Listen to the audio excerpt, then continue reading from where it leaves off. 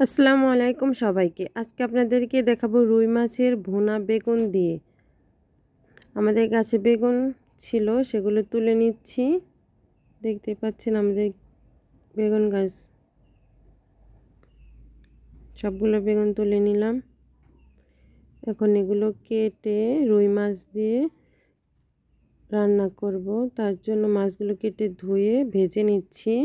মাছগুলো ভাজা শেষ, বেগুনগুলো কেটে নিয়েছি। এখন মশলা কষাচ্ছি।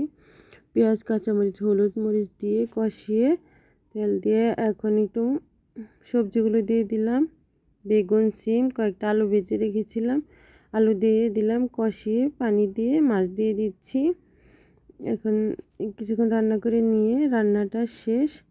এখন নামিয়ে নিচ্ছি। দেখতে পাচ্ছেন আমার রুই মাছের রান্নাটা কেমন হয়েছে। দেখতে অনেক লোভনীয় হয়েছে। রান্নাটা ভালো লেগে থাকলে লাইক, কমেন্ট, শেয়ার করে দিন।